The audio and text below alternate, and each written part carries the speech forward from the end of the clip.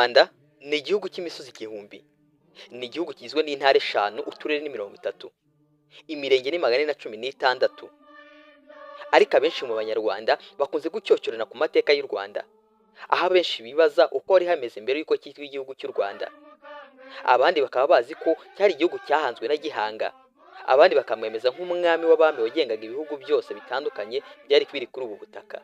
Nyamara igihugu Gihanga yahanze, aricyo gihugu cya Gasabo, cyabaye inkomoko y'u Rwanda, kiri mu byahanzwe nyuma y'ibindi byose. Tubaye ikaze mu kiganiro. Iyi ni Inkera TV. Kuri mikoro kumwe nanjye Jideo Rugamba. Ibi biracyari ihurizo, ariyo mpamvu Inkera TV yifashisha amakuru ikesha ikinyamakuru Igihe yo kubataturira amateka y'amashira kinyoma y'icyari kuri ubu butaka mbere y'uko u Rwanda rubaho, ndetse n'inzira zanyuzwemo kugira ngo kibe igihugu cyitwa u Rwanda dufite ubu. Uko tubikesha igitabo Imizi y'u Rwanda, Mutumba wa mbere, dukesha umusizi Nsanzabera Jean de Dieu, inzobere mu muco, amateka n'ubuvanganzo. Tujye kubataturira byinshi ku mateka ya mbere y'uko u Rwanda rubaho.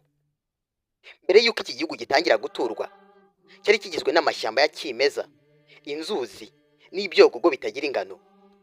Abaturage baturutse imihanda yose mu iyimuka ryo gushaka ubwinyagamburiro bw'amatungo yabo ndetse n'imiryango yabo, nibwo basesekaye muri aka karere dutuyemo.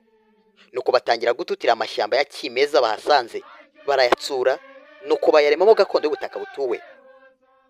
Abo bimukira bari bavuye mu majyaruguru y'uburasirazuba bwa Afurika, babanje gutura mu miryango yabo, ari nako batwarwa n'abatware b'imiryango. Nyuma y'aho batangiye kugwira, barema ibihugu bigengwa n'umwami. Ari nayo mpamvu usanga mu mateka y'u Rwanda buri gihugu cyari gifite umuryango umwihariko wacyo. Muri iryo hangahanga bihugu bisanze kuri ubutaka bwitwa u Rwanda. Ubu butaka bwari buhundagaje ibihugu 29, byagengwaga n'abami batorwaga n'imiryango migari babarizwamo. Aho niho dusanga ibihugu 16 byagengwaga n'abasinga n'imiryango bakomokamo, ibihugu 6 byagengwaga n'abazigaba n'imiryango bakomokamo, ibihugu 5 byagengwaga n'abanyiginya ndetse n'imiryango bakomokamo. Hakiyongeraho ibihugu 2 ari byo by'abashi n'abahavu, ari nabyo byahanzwe nyuma y'ibindi byose. Nubwo ibyo bihugu byari uruhuri, ariko byose byagengwaga n'abami bakomoka mu miryango imwe, nk'uko twabibataturiye haruguru. Ibihugu byose uko ari 29 byatwaye imyaka isaga 582 ngo bihuzwe bibyara igihugu kimwe ari cyo Rwanda twese tugandagaje mu ubu. Iki gikorwa cyo guhuza izi ngoma cyakozwe n'ingoma y'i Gasabo, yari imwe muri izo ngoma 29 zari ziri kuri ubu butaka. Dukurikije amacishirizo dukura mu mateka y'u Rwanda, adutaturira ko igihugu cya mbere cyahanzwe ahasaga mwaka 300 mu kibariro cyacu, naho igihugu cya nyuma gihangwa hasaga mwaka 1120. Gusa amateka ntadutaturira neza igihe abatuye kuri ubu butaka bamaze bari kororoka mu miryango migari babumbiyemo. Ibi bihugu uko ari 29 byagiye bihongwa n'abakurambere babaye umuzi w'iturwa ry'ubu butaka, ibindi bihangwa n'abana babo, haziraho n'ibyahanzwe n'abuzukuru ndetse n'ibyahanzwe n'abuzukuruza. Dukurikije amateka dukura mu gitabo cy'Imizi y'u Rwanda cyanditswe na Nsanzabera Jean de Dieu, tugiye kubavira imuzi n'imuzingo uko ibi bihugu byagiye bikurikirana mu ihanga ryabyo.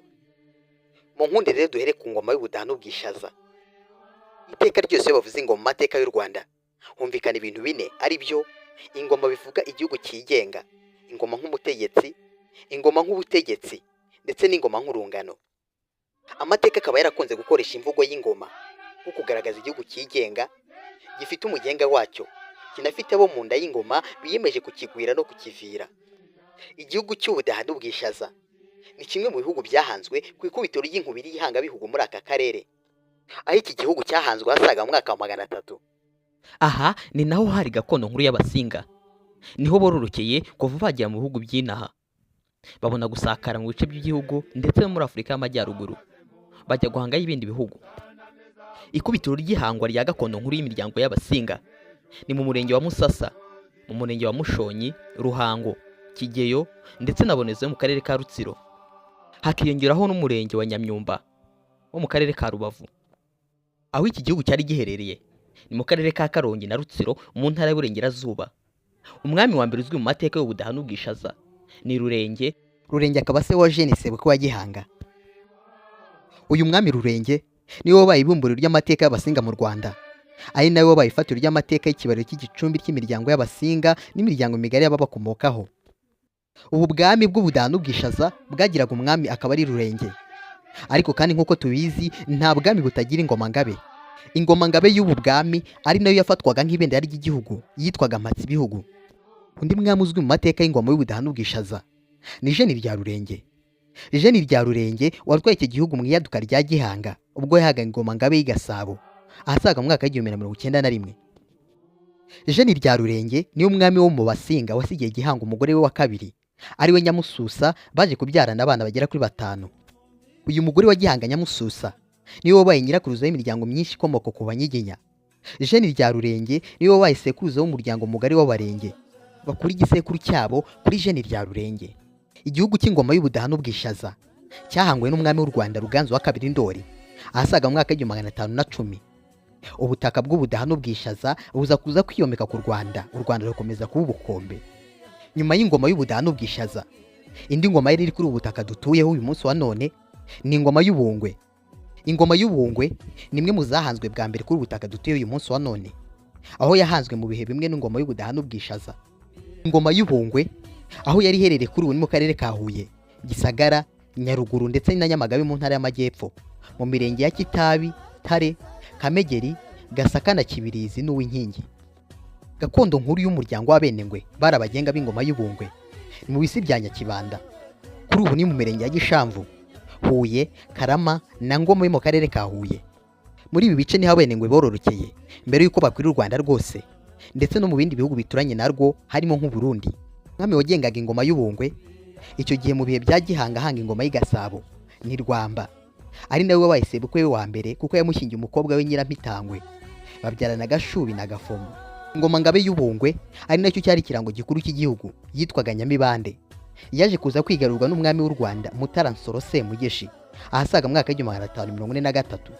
Icyo gihe umwami w'u Rwanda Nsoro yishe umwami w'Ubungwe Rubunga rwa Samukende ndetse na nyina Benginzage, benshi bazi ku izina rya Nyagakecuru. Ingoma y'Ubungwe izimityo ubutaka bwayo bwiyomekwa ku Rwanda. Indi ngoma yabaye kuri ubutaka dutuye uyu munsi wa none ni ingoma y'Urweya. Ingoma y'Urweya bakunda kwiyita Urweya rw'Umubari. Ni kimwe mu bihugu bya mbere byahanzwe kuri ubutaka dutuyeho, kikaba n'igihugu cya mbere cyahanzwe n'Abazigaba bakigera mu Byino ahasaga mu mwaka wa 400. Ingoma y'Urweya kuri ubu aho yari iherereye mu karere ka Gatsibo ndetse yafataga no mu majyaruguru y'akarere ka Kayonza. Gakondo nkuru yabo ari nayo yabaye intebe y'ingoma y'Abazigaba ni mu mirenge ya Mweri na Murundi yo mu karere ka Kayonza, wongeyeho umurenge wa Rwimbogo wo mu karere ka Gatsibo. Ako karere ni nako bororokeyemo mbere y'uko bakwira igihugu cyose no mu bindi bihugu bitandukanye harimo nka Tanzania, Uganda ndetse no Burundi. Umukurambere mukuru w'Abazigaba ari nawe wahanze ingoma y'Urweya rw'Umubari ni Kazigaba. Ingoma-ngabe yabo nk'ikirango cy'igihugu yari Sera, umwami wagengaga ingoma y'Urweya rw'Umubari mu iyaduka ry'Abanyiginya akigera muri aka karere. Yari Kabeja ari nawe se wa Nyamigezi wabaye sekuru wa Gihanga, kuko se wa Gihanga ari we Kazi yashatse Nyirarukangaga rwa Nyamigezi, babyarana Gihanga ndetse n'abandi bana. Ingoma y'Urweya rw'Umubari yaje kwigarurwa n'umuhungu wa Cyilima Rujugira waguye ku Gisoza kirasanira ngo kibe ubukombe. Umuhungu we Kigero wa gatatu Ndabarasa nawe ntabwo yigeze atangwa kuri uwo murage wa Gihanga, yabaye inkogoto y'umuhita arakirasanira kirakomeza kiba ubukombe, yigarura ibindi bihugu biri mu Rweya rw'Umubari ahasaga mu mwaka w'740. Icyo gihe Ndabarasa yishe Biyoro umwami w'icyo gihugu, ingoma yabo izimityo ubutaka bwayo bwiyomoka ku Rwanda.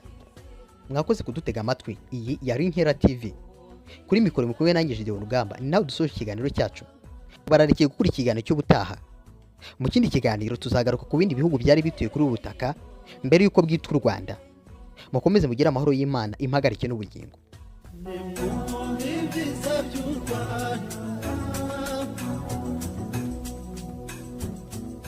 Can sing